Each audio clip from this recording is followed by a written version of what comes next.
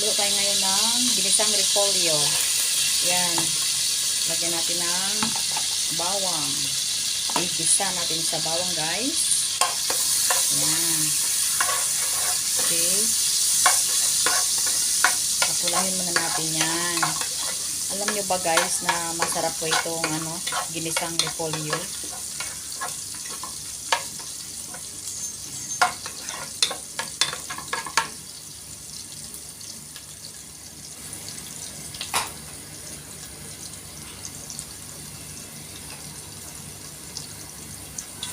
Ilagay na lang natin ang sibuyas.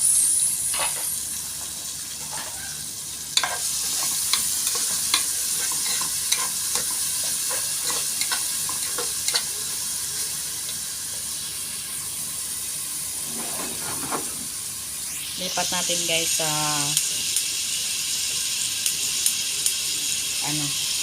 sa malakas na apoy. Para mas mabilis ang ang proseso ng pagluluto natin. Yan. Yan. Pula natin yung guys, pa-brown natin yung mga nilahok natin dyan, no?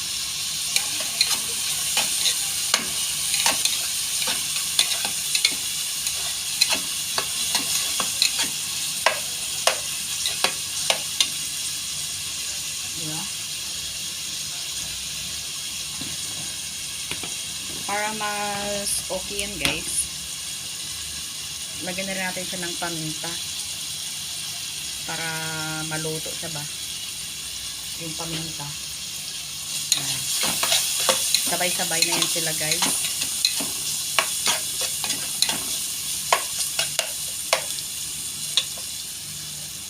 Nilagyan ko pala siya ng shrimp cubes.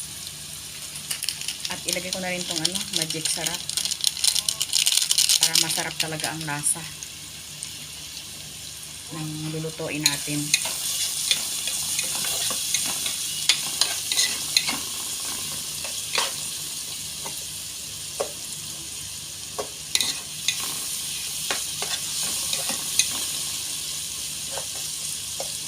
Ganun ako pag magluto, guys, para yung pangsahog natin is malasa talaga ba.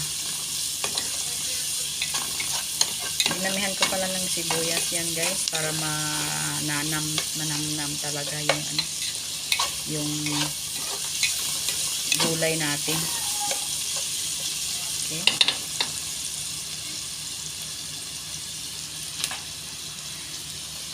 Excuse. Naasin tuloy ako sa paminta. Guys, ilagay ko na rin yung tuna.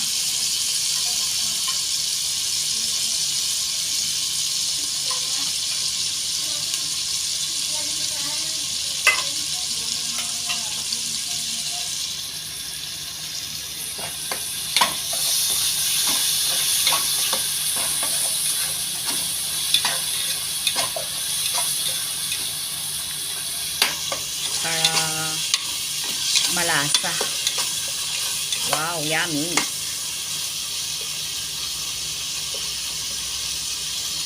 Hindi ako maglalagay ng asin dyan, guys, kasi yung shrimp cubes meron na. Tsaka mamaya lalagyan ko rin siya ng sabor calamansi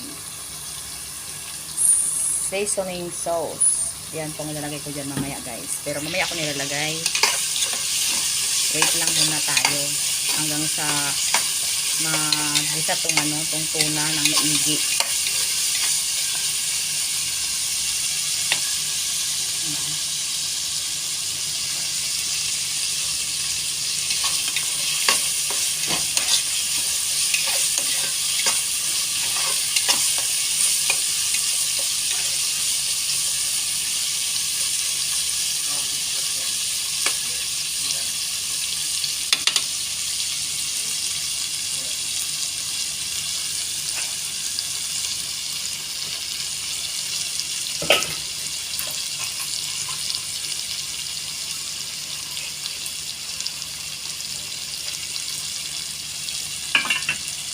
marami akong lalagay na repolyo guys. So, tapos ang nilagay ko na ano, na tuna, ganito lang kalaki. Pero okay lang yan guys. Kasi ang gusto lang natin is kunting lasa lang naman. Pangit din naman na maraming tuna. Diba? Pang ano lang siya, pang lasa lang dyan sa ano, sa gulay.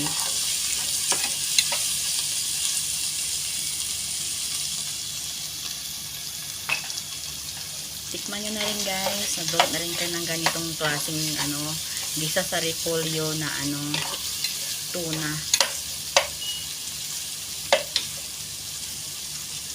Yummy yummy yan. Okay.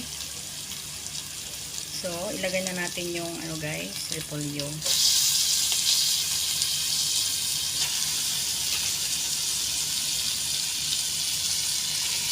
Kung mahilig kayo sa repolyo, kahit ganitong luto lang, okay na.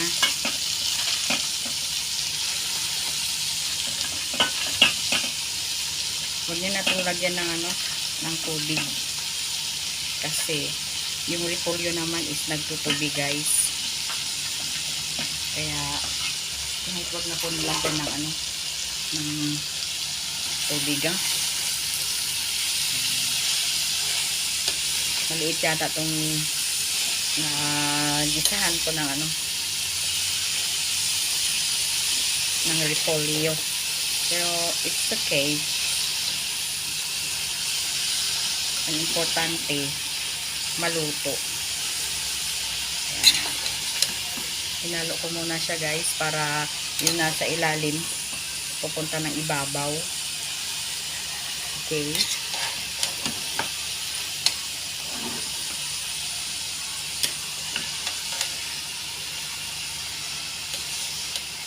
Ayan. Saka ko na pala lalagyan ng ano ngayon, ng seasoning. Yan. Bubud-bubuda natin yan. Kasi guys, ito lang po yung pang ano niya, pang kunting lasa niya dyan. At basta wag niyo po lagyan ng tubig guys. Kasi yung repolyo, magtutubig na po yan eh. Istilit niyo na lang po. Wag niyo masyadong alatan. Tama lang. Basta ang ano ko lang sa inyo is kahit paano, pwede nyo rin gawin dyan sa bahay nyo kung halimbawa nagsawa na kayo sa ibang ulam at wala kayong maisipan. So ito, pwede nyo po siya anuhin. Ayan.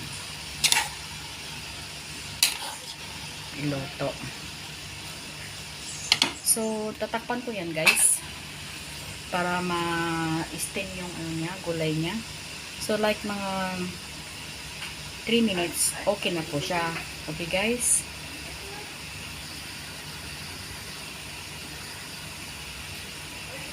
Kaya, luto na yun sa maya-maya kayo ha. Thank you for watching.